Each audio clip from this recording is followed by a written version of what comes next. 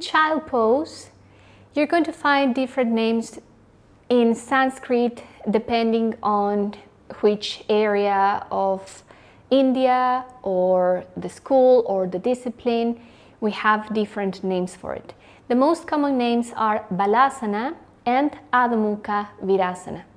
I'm going to teach you the way that my teachers taught me to identify the difference between child pose and the warrior facing down. Balasana, it can mean child pose, and Adhomukha Virasana, Adho means down, Mukha means face, and Virasana means the warrior.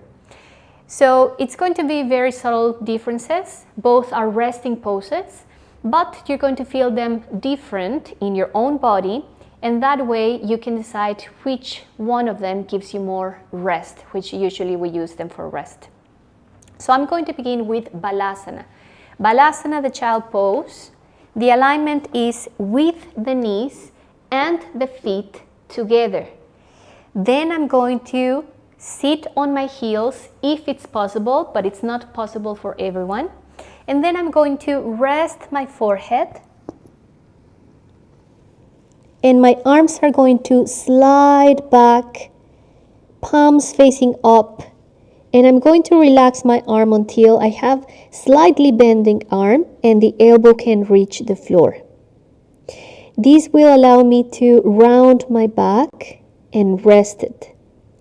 Now, for some people that I mentioned that it might not be possible or comfortable to sit fully on the heels, they will kind of be like this. They won't be able to have all the way down the hip to the heels, and then all the weight is going to go to the head. If you have the weight to the head, it might be not good for the neck because it's going to hold a lot of weight.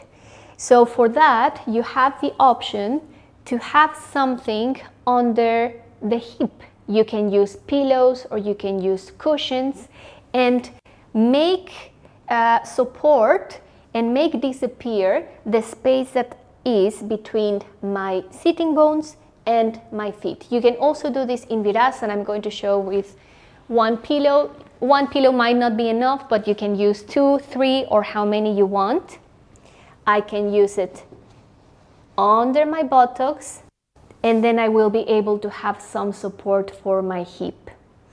But because I'm going to show the Adhomukha Virasana, this might also help you to feel that you can go a little bit lower with the hip and not too much weight on the head and the neck.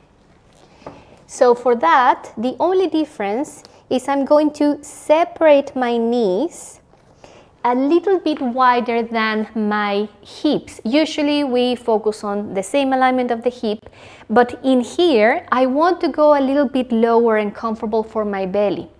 So try to imagine that you draw an invisible line in the center of the knee, center of the quad or the thigh until you reach the hip. That space, the internal side of it, it's going to be to hold the sides of your ribs or your sides or your part of your sides. So I'm pushing again my hip to the back. I go down, I have enough space for my belly so I can go a little bit lower with my chest, and I still have some support of my upper body because it's resting on the internal side of my thighs, on that mid part from the inside. The arms, instead of going back, they're going to go front. And that way, I'm going to feel that the weight goes to the arms instead of to the head. If possible, try to rest the forehead.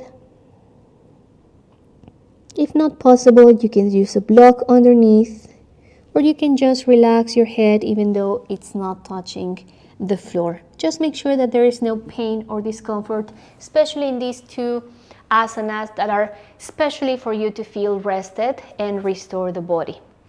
If your Adhomukha Virasana or your warrior facing down, the one that we just did, it's still not enough because of the position of your hip, that it doesn't go down, you can still use that pillow that goes between the thighs and the heels, and it might help.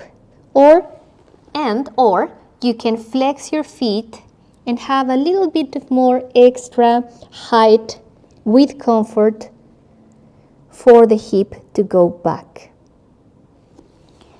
The idea of all these asanas, yes, is to focus on the main alignment, but you will learn with your own bone structure and with your own that you need to explore what works best for you.